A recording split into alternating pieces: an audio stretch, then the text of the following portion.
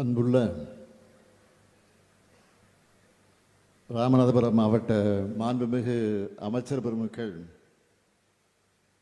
KKSSR Ramachandran அவர்களே, தங்கம் தென்னரசு அவர்களே, ராஜகண்ணப்பன் அவர்களே, பெரிய கருப்பன் அவர்களே, நாடாளுமன்ற உறுப்பினர் நவாஸ்கனி அவர்களே, சட்டமன்ற உறுப்பினர்கள் காதர் பாட்சா முத்துராமலிங்கம் அவர்களே, முருகேசன் அவர்களே, கரு மாணிக்கம் அவர்களே, முன்னாள் அமைச்சர் அன்பராஜா உள்ளிட்ட முக்கிய விருந்தினர்களே, தொடக்கத்தில் அனைவரையும் வரவேற்று மகிழ்ந்திருக்கக்கூடிய மாவட்டத்தினுடைய ஆட்சித்தலைவர் திரு சிம்ரன்ஜித் சிங் காலோன் IAS அவர்களே, உள்ளாட்சி அமைப்புகளை சார்ந்திருக்கக்கூடிய பிரதிநிதிகளே, அரசு உயர் அலுவலர்களே, நலத்திட்ட உதவிகளை பெறுவதற்காக வருகை தந்திருக்கக்கூடிய பயனாளி பெருமக்களே, என்னுடைய பாசத்திற்கும் பேரன்பிற்கும் உரிய மகளிர் சுய உதவிக் குழுவிலே இடம்பெற்றிருக்கக்கூடிய தாய்மார்களே, சகோதரிகளே, பத்திரிகை மற்றும் ஊடகத்துறை சார்ந்த நண்பர்களே, உங்கள் அனைவருக்கும் என்னுடைய அன்பான காலை வணக்கம். நெஞ்சை அள்ளும் அழகிய கடற்கரை மாவட்டமான ராமநாதபுரத்துக்கு வந்திருக்கிறேன். அனைத்து மதங்களையும் சமூகங்களையும் சேர்ந்திருக்கக்கூடிய மக்கள் நல்லிணக்கத்தோடு வாழக்கூடிய மண் இந்த மண். 10ஆம் நூற்றாண்டில் சோழர்களுடைய பெரும் பேரரசா நிலை கொள்வதற்கும் 13ஆம் நூற்றாண்டில் பாண்டிய மன்னர்கள் ஏற்றம் பெறவும் அரச படையில் நின்றவங்க இந்த ராமநாதபுரம் மண்ணை சார்ந்தவங்க. இப்படி எத்தனையோ பெருமைகளுக்கு சொந்தமான ராமநாதபுரம் மாவட்டத்தில் நடைபெறக்கூடிய இந்த அரசு விழாவில் கலந்து கொள்வதில் நான் மிகுந்த மகிழ்ச்சி அடைகிறேன். இந்த மாவட்டத்தினுடைய பொறுப்பு அமைச்சர் மாண்புமிகு ராஜகண்ணப்பன் அவர்கள், பெயரில் ராஜான்னு இருந்தாலும் அவர் எப்பவுமே மக்கள் தொண்டர், செயலில் எப்பவுமே கண்ணும் கருத்துமாக இருக்கிறவர் கண்ணப்பன் அவர்கள். இந்த நிகழ்ச்சி சிறப்பாக நடைபெற மிகுந்த ஒத்துழைப்பை வழங்கி உழைத்திருக்கக்கூடிய ராமநாதபுரம் தொகுதியுடைய சட்டமன்ற உறுப்பினர் காதர் பாட்சா என்ற முத்துராமலிங்கம், கழகத்தின் மூத்த முன்னோடி காதர் பாட்சா என்ற வெள்ளச்சாமி அவருடைய அருமை மகன், தென்மண்டலத்தில் மிக சிறப்பாக செயல்பட்டு வரக்கூடிய செயல் வீரர்களில் முக்கியமானவர் என்னுடைய அன்பு தம்பி முத்துராமலிங்கம் அவர்கள். அதேபோல் பக்கத்து மாவட்டமாக இருந்தாலும் தன்னுடைய சொந்த மாவட்டத்துக்கு முக்கியத்துவம் தருவது போல ராமநாதபுரத்தையும் கவனிக்கிறார் நம்முடைய மாண்புமிகு நிதியமைச்சர் தங்கம் தென்னரசு அவர்கள். அவரும் இந்த விழாவிற்கு வந்திருக்கிறார். இந்த மாவட்டத்தினுடைய மக்கள் பிரதிநிதிகளுக்கு துணையாக மட்டுமல்ல, ராமநாதபுரம் மாவட்டத்தினுடைய வளர்ச்சிக்கு துணையாக இருக்கக்கூடிய மாவட்ட அமைச்சர், மாவட்ட ஆட்சியினுடைய பொறுப்பை ஏற்றிருக்கக்கூடிய மாவட்ட ஆட்சியர் சிம்ரன்ஜித் சிங்குடைய காலோன் அவர்களுக்கும் மாவட்டத்தினுடைய அரசு அலுவலர்கள் எல்லோருக்கும் என்னுடைய பாராட்டுக்களையும் வாழ்த்துக்களையும் நான் தெரிவித்துக் கொள்ள விரும்புகிறேன். ராமநாதபுரம் மாவட்டத்துக்கு வந்தவுடன் எனக்கு நினைவுக்கு வந்தது ஆங்கிலேய அரசினுடைய அடக்குமுறைகளை எதிர்கொண்டு போர் நடத்தி சிறையிலே மாண்டு போன வீரரான சேதுபதி மன்னரை பெருமைப்படுத்தும் வகையில் ராமநாதபுரம் மாவட்ட ஆட்சியர் வளாகத்திற்கு சேதுபதி நகர்னு பெயர் சூட்டினவர் முதலமைச்சராக இருந்த நம்முடைய முத்தமிழறிஞர் கலைஞர் அவர்கள். 1974ஆம் ஆண்டு தமிழ்நாடு உப்பு கழகத்தை ராமநாதபுரத்தில் தான் முதலமைச்சர் கலைஞர் அவர்கள் அன்றைக்கு தொடங்கினார். ஒரு காலத்தில் ராமநாதபுரம் மாவட்டம்னா தண்ணி இல்லாத காடுன்னு சொல்லுவாங்க. அந்த நிலைமையை மாற்றி காட்டின அரசு தான் கலைஞர் தலைமையிலான திமுக அரசு. இந்த அடியேன் அன்றைக்கு உள்ளாட்சித்துறை அமைச்சராக இருந்த காலகட்டத்திலே தான் ராமநாதபுரம் மாவட்டத்தில் குடிநீருக்காக தவிச்ச மக்களுக்கு 616 கோடி ரூபாய் மதிப்பீட்டில் காவிரி கூட்டுநீர் திட்டம் கொண்டு வரப்பட்டது. இந்த திட்டத்தை செயல்படுத்த 3 ஆண்டுகள் தேவைப்படும் என்று அதிகாரிகள் சொன்னாங்க. குடிநீர் பிரச்சனை என்கிற காரணத்தால் எவ்வளவு விரைவாக முடிக்க முடியுமோ அவ்வளவு விரைவாக முடிக்கணும்னு நான் சொன்னேன். அதன்படி 2 ஆண்டிற்குள்ள மக்களுடைய குடிநீர் தேவையை நிறைவேற்றின ஆட்சி தான் நம்ம திமுக ஆட்சி. இதுக்காக அந்த டைம்ல மாசத்துக்கு 3 முறையாவது ராமநாதபுரத்துக்கு வந்து நான் ஆய்வு நடத்தினேன். அதெல்லாம் இப்போ நினைவுக்கு வருது. இப்போ நான் முதலமைச்சராக பொறுப்பேற்றவுடன் கூட்டு குடிநீர் திட்ட விரிவுபடுத்தக்கூடிய வகையில் உத்தரவிட்டு அந்த பணிகள் இப்பொழுது விரைவாக நடந்து கொண்டிருக்கிறது. பழைய திட்டத்தின் மூலம் 87,500 பேர் பயன்பெறுகிறார்கள். இப்போ விரிவுபடுத்துகிற காரணத்தால் 2,95,000 பேர் பயன் அடைய போறாங்க. இங்கே வருவதற்கு முன்னாடி தான் அந்த துறையினுடைய பொறுப்பை ஏற்றுக்கொண்டிருக்கக்கூடிய அமைச்சர் நேரு கிட்ட பேசினேன். டிசம்பர் மாசத்துல விரிவுபடுத்தக்கூடிய அந்த திட்டத்தை தொடங்கிடலாம் என்று உறுதி எடுத்திருக்கிறார். உறுதியோடு சொன்னார். அப்படி தொடங்கும் போது ராமநாதபுரம் மாவட்டத்தினுடைய 3,82,500 நபர்களுடைய வீடுகளுக்கு தண்ணீர் வழங்க போறோம். இனிமேல் யாரும் எப்பவுமே ராமநாதபுரம் மாவட்டத்தை தண்ணி இல்லாத காடுன்னு சொல்ல முடியாது. அது மட்டுமல்ல, ராமநாதபுரம் மாவட்டத்தோட வேளாண் வளர்ச்சிக்காக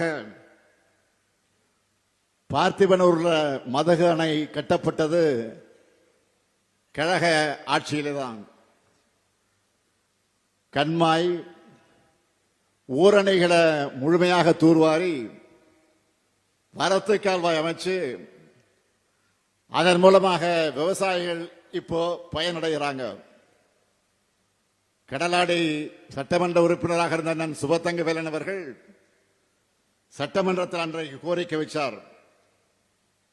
ராமநாதபுரம் மாவட்டத்தில் கிராம சாலைகள் தான் இருக்கு, நெடுஞ்சாலைகள் இல்லைன்னு சொன்னார். உடனே முதலமைச்சராக இருந்த கலைஞர் அவர்கள் 500 கிலோமீட்டர் கிராம சாலையை நெடுஞ்சாலையாக தரம் உயர்த்தி தேசிய நெடுஞ்சாலையோடு இணைக்கிற வகையில் மாபெரும் திட்டத்தை வகுத்து தந்து செயல்படுத்தினார். ராமநாதபுரம் மாவட்டத்தில் அரசு பொறியியல் கல்லூரி வேணும்னு பொதுமக்கள் கோரிக்கை வச்சதை ஏற்றுக்கொண்டு தேவிப்பட்டினம் செல்லக்கூடிய பகுதியில் அண்ணா அரசு பொறியியல் கல்லூரிய முதலமைச்சர் கலைஞர் அமைச்சார். மாவட்டத்தில் பல்வேறு இடங்களில் ஆரம்ப சுகாதார நிலையங்கள் அமைச்சது மட்டுமல்ல, ஆரம்ப சுகாதார நிலையங்களை மருத்துவமனையாக தரம் உயர்த்திருந்த காரணத்தினால இன்றளவும் பொதுமக்கள் பயனடைந்து கொண்டிருக்கிறார்கள். சுனாமியில பாதிக்கப்பட்ட ஏழை எளிய மீனவர்களுக்கு பல கோடி ரூபாய் மதிப்பு ராமேஸ்வரம், தங்கச்சி மடம், பாம்பன், மண்டபம், தொண்டி, சாயர்குடி உள்ளிட்ட பல்வேறு இடங்கள்ல 5000 சுனாமி குடியிருப்புகள் கழக ஆட்சியில கட்டித்தரப்பட்டுச்சு. இதனால கான்கிரீட் வீடுகள்ல மீனவர்கள் குடியேறினாங்க.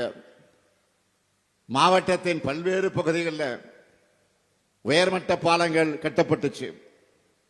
ராமநாதபுரம் கீழக்கரையுடைய பாலைவன பூங்கா அமைக்கப்பட்டுச்சு. இப்படி சொல்லிக்கிட்டே போகலாம். அது மட்டுமல்ல, நம்ம திராவிட மாடல் ஆட்சியிலும் நிறைய திட்டங்கள் ராமநாதபுரம் மாவட்டத்திற்கு கடந்த 4.5 ஆண்டுகளில் கொண்டு வரப்பட்டிருக்கு. தனுஷ்கோடி மேம்பாடு, அரியமான் கடற்கரையில் சாகச சுற்றுலா மையம் அமைப்பதற்கான ஏற்பாடு, ராமநாதசாமி கோயிலில் 17 திருப்பணிகள், மாஸ்டர் பிளான் பணிகள், நெடுஞ்சாலைத்துறை சார்பில் 219 பணிகள், 154 புதிய கட்டிடங்கள், நகராட்சி நிர்வாகத்துறை சார்பில் 231 பணிகள், 22 மினி பேருந்துகள், திருவாடனை அணைக்கட்டு, 90 கூட்டுறவு சங்கங்களுக்கு பால் தர பரிசோதனை கருவிகள்னு மொத்தமா 3250 கோடி ரூபாய் மதிப்பிலான 46,770 வளர்ச்சி திட்டப்பணிகள் நடந்து கொண்டிருக்கிறது. 12,105 கோடி ரூபாய்க்கு நலத்திட்ட உதவிகள் வழங்கப்பட்டிருக்கு. இது மட்டுமல்ல, நம்ம அரசோட மாநில அளவிலான முத்திரை திட்டங்கள்ல ராமநாதபுரம் மாவட்டத்தை எத்தனை பேர் பயனடைந்திருக்காங்க என்று விவரத்தை சொல்ல வேண்டும் என்று சொன்னால் 2,36,000 சகோதரிகளுக்கு கலைஞர் மகளிர் உரிமை தொகையா மாதம் 1000 ரூபாய் கிடைக்குது. 8 லட்சத்திற்கும் மேற்பட்ட உள்ளவர்கள் பல்வேறு உதவி தொகைகளை பெற்றிருக்காங்க. 83,483 குழந்தைகளுக்கு தினந்தோறும் ஊட்டச்சத்து நிறைந்த காலை உணவு அன்போடு பரிமாறப்படுகிறது. 1,85,543 மீனவர்களுக்கு பல்வேறு நலத்திட்ட உதவிகள் தரப்பட்டிருக்கு. 55,000 மாணவர்கள் நான் முதல்வன் திட்டத்தில் பயிற்சி பெற்றிருக்கிறாங்க. 24,722 வீட்டுமனை இலவச வீட்டுமனை பட்டா வழங்கி இருக்கிறோம். 6,000 பேருக்கு கலைஞர் கனவு இல்ல வீடுகள் கட்டப்பட்டு வருது. பட்டியலின மக்களுக்காக நாம செயல்படுத்திக்கிட்டு இருக்கக்கூடிய பல்வேறு நல திட்டங்களை சொல்லணும்னா, சமூக நலத்திட்டங்கள் மூலமா 78,000 ஆதி திராவிட மக்கள் பயனடைந்திருக்கிறாங்க. புதுமை பெண், தமிழ் புதல்வன், நான் முதல்வன் என்று நம்ம திராவிட மாடல் அரசினுடைய மாணவர்களுக்கான திட்டங்களை சேர்த்தா இந்த லிஸ்ட் நீண்டு கொண்டே போகும். அதில் பயனடைந்த சில மாணவர்கள் தங்களுடைய சக்சஸ் ஸ்டோரியா சமீபத்தில் சென்னையில் நேரு விளையாட்டரங்கத்தில் நடத்தினோமே கல்வியில் சிறந்த தமிழ்நாடு நிகழ்ச்சியில் அங்கு மாணவர்கள் விவரிச்சாங்கள, பேசுனாங்கள. நீங்கெல்லாம் அதை கண்டிப்பா செய்திகளையும் சோசியல் மீடியாவில பார்த்திருப்பீங்க. இப்படி ஒவ்வொருத்தருடைய தேவையையும் கனவையும் நிறைவேற்றக்கூடிய அரசா கழக அரசு செயல்பட்டு வருது. இதோட தொடர்ச்சியாகத்தான் இன்னைக்கு இந்த விழா நடைபெறுது. மொத்தம் 738 கோடி ரூபாய் மதிப்பிலான திட்டங்களுக்கான விழா இந்த விழா. மிக முக்கியமா ராமநாதபுரம் பேருந்து நிலையம், தங்கச்சி மடம் அரசு மேல்நிலைப்பள்ளி கட்டடம், கோயிலாங்குளத்தில் சமூக நீதி விடுதி, பரமக்குடி பகுதியில் கல்லூரி மாணவர்களுக்கான சமூக நீதி விடுதி ஆகியவற்றை திறந்து வச்சிருக்கிறேன். எவ்வளவுதான் சொன்னாலும் இங்க வந்துட்டு புதிய அறிவிப்புகளை வெளியிடாம நான் போக முடியாது. நம்ம அமைச்சர் அதே போல நம்முடைய எம்எல்ஏ உள்ளிட்டோர் முன்வச்சிருக்கக்கூடிய கோரிக்கையின் அடிப்படையில் 9 புதிய அறிவிப்புகளை நான் இப்பொழுது வெளியிட போகிறேன். முதலாவது அறிவிப்பு, ராமநாதபுரம் நகராட்சியில் தேசிய நெடுஞ்சாலை பகுதி 4 வழித்தடத்திலிருந்து 6 வழித்தடமா 30 கோடி ரூபாய் செலவில் மேம்படுத்தப்படும். இரண்டாவது அறிவிப்பு, திருவாடனை மற்ற அரசு மங்கல வட்டங்கள் இருக்கக்கூடிய 16 முக்கிய கண்மாய்கள் 18 கோடி ரூபாய் செலவில் மேம்படுத்தப்படும். மூன்றாவது அறிவிப்பு, கீழக்கரை வட்டத்தில் இருக்கக்கூடிய உத்தரசோகமங்கை, வித்தானூர் உள்ளிட்ட 6 கண்மாய்கள் 4 கோடி 65 லட்சம் ரூபாய் செலவில் மறு சீரமைக்கப்படும். நான்காவது அறிவிப்பு, கடலாடி வட்டத்தில் இருக்கக்கூடிய செல்வானூர் கண்மாய் 2 கோடி 60 லட்சம் ரூபாய் மதிப்பீட்டிலும், சிக்கல் கண்மாய்கள் 2 கோடி 30 லட்சம் ரூபாய் மதிப்பீட்டிலும் மறு சீரமைக்கப்படும். ஐந்தாவது அறிவிப்பு, பரமக்குடி நகராட்சிக்கு 4 கோடி 50 லட்சம் ரூபாய் செலவில் புதிய அலுவலக கட்டடம் கட்டப்படும்.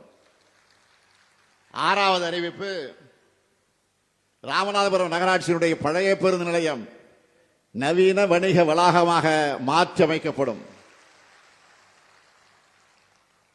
ஏழாவது அறிவிப்பு, ராமநாதபுரம் அரசு மகளிர் கல்லூரியில் வசதிகளை மேம்படுத்தி புதிய பாடப்பிரிவுகளை தொடங்க வகையில் 10 கோடி ரூபாய் செலவிலும் புதிய கூடுதல் வகுப்பறை கட்டடங்கள் கட்டப்படும். எட்டாவது அறிவிப்பு,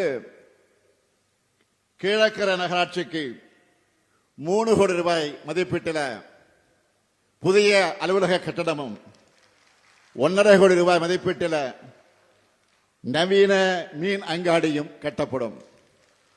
ஒன்பதாவது அறிவிப்பு, கமுதை பகுதி விவசாயிகளுடைய நலன் கருதி 1 கோடி ரூபாய் மதிப்பீட்டில் 100 மெட்ரிக் டன் கொள்ளளவு கொண்ட குளிர் பதன கிடங்கு அமைக்கப்படும். இந்த 9 அறிவிப்புகளும் விரைவில் செயல்பாட்டுக்கு வரும். ராமநாதபுரம் மாவட்டத்துக்கு வந்துட்டு மீனவ நண்பர்கள் பற்றி பேசாம இருக்க முடியுமா? காரணம், அந்த அளவுக்கு மீனவர்கள் நிறைந்து வாழக்கூடிய மாவட்டம் இந்த மாவட்டம். கடலோர மாநிலமான தமிழ்நாட்டில் ஆண்டுக்கு பல்லாயிரம் கோடி ரூபாய் வர்த்தகம் நடக்கிற தொழிலா மீன்வள தொழில் இருக்கு. அதுல 25 விழுக்காடு இந்த ராமநாதபுரம் மாவட்டத்தில் மட்டுமே நடக்குது. கடந்த 2023 ஆண்டு ஆகஸ்ட் மாசத்துல ராமேஸ்வரத்தில் நடைபெற்ற மீனவர் மாநாட்டில் கலந்துகிட்டு நான் பேசினேன். அப்பொழுது சொன்னேன், மீனவர்கள் நலனுக்காக மொத்தம் 10 அறிவிப்புகள் வெளியிட்டிருந்தேன். அந்த 10 அறிவிப்புகளுமே நடைமுறைப்படுத்தப்பட்டு இருக்குன்னு மகிழ்ச்சியோடு நான் இங்கே பதிவு செய்கிறேன். இன்னும் சொல்ல போனா அறிவிப்புல குறிப்பிட்டதை விடவும் அதிகமாகவே செயல்படுத்திக்கிட்டு இருக்கிறோம். அதை நான் பெருமையோடு இங்கே பதிவு செய்கிறேன். எடுத்துக்காட்டுக்கு 45,000 பேருக்கு மீன்பிடி தொழிலுக்கான கூட்டுறவு கடன் வழங்கப்படும் அறிவிச்சிருந்தேன். ஆனா இன்று வரை மொத்தம் 81,588 மீனவர்களுக்கு 687 கோடி ரூபாய் கூட்டுறவு கடன் வழங்கப்பட்டிருக்கு. சொன்னதை செய்வது மட்டுமல்ல, சொன்னதை தாண்டியும் நன்மை செய்யும் ஆட்சி இந்த ஆட்சி. அதேபோல் கடுமையான உழைப்புக்கு புகழ்பெற்ற நம்ம ராமநாதபுரம் மீனவர்கள் கோரிக்கை ஏற்று நீங்க கேட்ட இடங்கள் எல்லாம் மீன் இறங்கு தளங்கள், கூடுதல் கட்டமைப்பு வசதிகள், தூண்டில் வளைவு போன்ற வசதிகளை ஏற்படுத்தி கொண்டிருக்கிறோம். மேலும் மீன்பிடி தடைக்கால நிவாரண தொகை 8,000 உயர்வு, மானிய டீசல் அளவு உயர்வு, வீட்டுமனை பட்டான்னு எல்லாமே செஞ்சு கொடுக்கிறோம். நாம இவ்வளவு பண்ணி கொடுத்தாலும் நம்ம மீனவர்களுக்கு இருக்கக்கூடிய மிகப்பெரிய பிரச்சனை என்ன? இலங்கை கடற்படையால் ஏற்படுகிற தாக்குதல். இதில் நாம் தொடர்ந்து அதில் ஈடுபட்டு கண்டிக்கிறோம், போராட்டம் நடத்துகிறோம். ஆனா ஒன்றியத்தை ஆளும் பாஜக அரசு நம்ம மீனவர்களை காக்க எதுவும் செய்யல. கச்சத்தீவை மீட்பதுதான் சரியான தீர்வாக அமையும்னு தமிழ்நாடு சட்டமன்றத்தில் தீர்மானத்தை நிறைவேற்றி ஒன்றிய அரசுக்கு அனுப்பி இருக்கிறோம். இதை வச்சு இலங்கை அரசுக்கு ஒன்றிய பாஜக அரசு ஒரு கோரிக்கையை வச்சிருக்கணும். அதை செய்யக்கூட பாஜக அரசு மறுக்குது. இலங்கை சென்ற இந்திய பிரதமரும் இதை வலியுறுத்த மறுக்கிறார். கச்சத்தீவை தரமாட்டோம்னு இலங்கையினுடைய வெளியுறவுத்துறை அமைச்சர் சொல்லுகிறார். இதுக்கு இந்திய வெளியுறவுத்துறை அமைச்சர் ஏதாவது மறுத்து பேசியிருக்க வேண்டுமா வேண்டாமா? தமிழ்நாட்டு மீனவர்கள்லாம் மட்டும் அவர்களுக்கு இலக்கணமாக போச்சு. நாம இந்தியர்கள் இல்லையா? தமிழ்நாடு தமிழர்கள் என்றாலே ஒன்றிய பாஜக அரசுக்கு ஏன் கசக்கிறது? தமிழ்நாடு மேல அவங்களுக்கு இருக்கக்கூடிய வன்மத்தை எப்படியெல்லாம் காட்டுறாங்கன்னு நான் சொல்லித்தான் நீங்கள் தெரிந்து கொள்ள வேண்டிய அவசியத்தில் இல்லை. ஜிஎஸ்டியால நிதி உரிமை போச்சு, நிதி பகிர்வுகளையும் ஓரவஞ்சன, சிறப்பு திட்டம் எதையும் அறிவிக்க மாட்டாங்க, பள்ளி கல்விக்கான நிதியை தரமாட்டாங்க. பிரதமர் பேரில் இருக்கக்கூடிய ஒன்றிய அரசு திட்டங்களுக்கு நாம தான் படியிறக்கணும். இதெல்லாம் போதாதுன்னு நீட், தேசிய கொள்கையினை கல்வி வளர்ச்சிக்கும் தடை, கீழடி அறிக்கைக்கு தடை, எல்லாத்துக்கும் மேல தொகுதி மறுவரைகரை, இப்படி தமிழ்நாட்டுக்கு வஞ்சகம் செய்வதையே ஒன்றிய பாஜக அரசு வழக்கமாக செய்து கொண்டிருக்கிறது. தமிழ்நாட்டை 3 முறை மிகப்பெரிய பேரிடர் தாக்கி ஆயிரக்கணக்கான மக்கள் பாதிக்கப்பட்ட போதெல்லாம் உடனே வராத, நிதி தராத ஒன்றிய நிதியமைச்சர் இப்போது கரூருக்கு மட்டும் உடனே வருகிறார். மணிப்பூர் கலவரம், குஜராத் விபத்துக்கள், கும்பமேளா பலிகளுக்கெல்லாம் உடனே விசாரணை குழு அனுப்பாத பாஜக கரூருக்கு மட்டும் உடனே அனுப்புறாங்கன்னா தமிழ்நாட்டு மேல இருக்கிற அக்கறையால கிடையாது. இங்கதான் நீங்க கவனிக்கணும், அடுத்த ஆண்டு தேர்தல் வருது. இதுல ஏதாவது அரசியல் ஆதாயம் கிடைக்குமா? இதை வச்சு யாரையாச்சும் மிரட்டலாமா, உருட்டலாமா அப்படின்னு பாக்குறாங்க. யாருடைய ரத்தத்தையாவது உறிஞ்சி உயிர் வாழ துடிக்கிற ஒட்டுண்ணியாகத்தான் பாஜக இருக்குது. மாநில நலன்களை புறக்கணிச்சு, மாநில உரிமைகளை பறிச்சு, இன்னும் சொல்லணும்னா மாநிலங்களே இருக்கக்கூடாது என்ற எண்ணத்தோடு செயல்படுகிற ஒன்றிய பாஜக கூட எதிர்கட்சியாக இருக்கக்கூடிய அதிமுகவும் கூட்டணி வச்சுக்கிட்டு அடிமை சாசனம் எழுதி கொடுத்த தலையாட்டி பொம்மையா இருக்காங்க. பாஜகவை அதிமுக ஆதரிப்பதற்கு ஏதாவது கொள்கை அடிப்படை இருக்கா? பொது காரணம் இருக்கா? மக்கள் நலன் அடிப்படையா ஏதாவது இருக்கா? குறைந்தபட்ச செயல் திட்டம் ஏதாவது இருக்கா?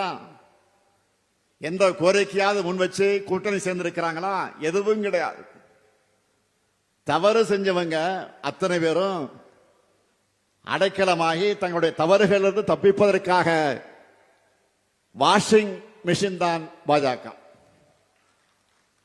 அந்த வாஷிங் மிஷின்ல உத்தமராகி விடலாம்னு குதிச்சிருக்கக்கூடிய மாண்புமிகு எதிர்க்கட்சி தலைவர் எடப்பாடி பழனிசாமி அவர்களை எப்படி பயன்படுத்தி இருக்கிறாங்க என்றால், கூட்டத்துக்கு கூட்டம், மேடைக்கு மேடை, தெருவுக்கு தெரு சென்று தன்னுடைய கூட்டணிக்கு யாராவது வருவாங்களான்னு ஆள் சேர்ப்பதற்கான அசைன்மெண்ட்டை கொடுத்திருக்கிறாங்க. அவரோ மை கிடைச்சா போதும்னு தங்களுக்கு பிடிக்காதவங்களுக்கெல்லாம் விருப்பம் போல திட்டிக்கிட்டு இருக்காரு. தமிழ்நாட்டின் நலன்களையும் தமிழ்நாட்டு மக்கள் மேலேயும் உண்மையான அக்கறை கொண்ட யாரும் பாஜகவோட கூட்டணிக்கு போக மாட்டாங்க. ஏன்னா நாட்டு மக்களை துண்டாடும் RSS இயக்கத்தோட கொள்கைகளை முழு வீச்சில் செயல்படுத்தி இருக்கக்கூடிய அரசியல் முகம் அதிகார பலம் தான் பாஜக. அதிலும் 3வது முறை மக்களுடைய ஆதரவு குறைஞ்சு ஒரு சிலரின் ஆதரவோடு ஆட்சி அமைச்ச பிறகு RSS பாதையில வேகமாக நடைபோட ஆரம்பிச்சிருக்கு பாஜக. பெருந்தலைவர் காமராசரை கொல்ல முயற்சித்த RSS அமைப்போடு நூற்றாண்டுல அவங்களுடைய செயல் திட்டத்தை வேகப்படுத்தி இருக்காங்க. வரலாறு முழுக்க இவங்களுடைய கொள்கை திட்டங்களுக்கு எதிராக நின்று தமிழ்நாட்டையும் தமிழ்நாட்டு மக்களை காக்கின்ற நம்முடைய பணி அடுத்து அமையவிருக்கக்கூடிய திராவிட மாடல் 2.0 தொடரும். தமிழ்நாட்டின் வளர்ச்சிக்கும் தமிழ்நாட்டின் உரிமைகளுக்காகவும் போராடி மக்களுடைய தேவைகளை உணர்ந்து உங்களுடன் ஸ்டாலின், நலன் காக்கும் ஸ்டாலின், தாயுமானவர், அன்பு கரங்கள்னு உங்களுக்கு வேண்டியதை செஞ்சு கொண்டிருக்கிறோம். இந்த பணிகளை நாங்கள் தான் தொடர்ந்து தொய்வில்லாமல் செய்வோம். என்னை பொறுத்தவரை தமிழ்நாட்டை முதன்மை மாநிலமாக வளர்த்தெடுக்கிற கடமையை இன்னும் சிறப்பாக செஞ்சு காட்டுவேன். உங்க எதிர்பார்ப்புகளை எல்லாம் நிறைவேற்றுவேன். திராவிட மாடல் ஆட்சிதான் அடுத்து வரக்கூடிய தேர்தலையும் வென்று தொடரும். இப்பொழுது இன்னும் பல்வேறு திட்டங்களோடு உங்களை எல்லாம் வருவேன். நன்றி, வணக்கம். சந்திக்க வருவேன்.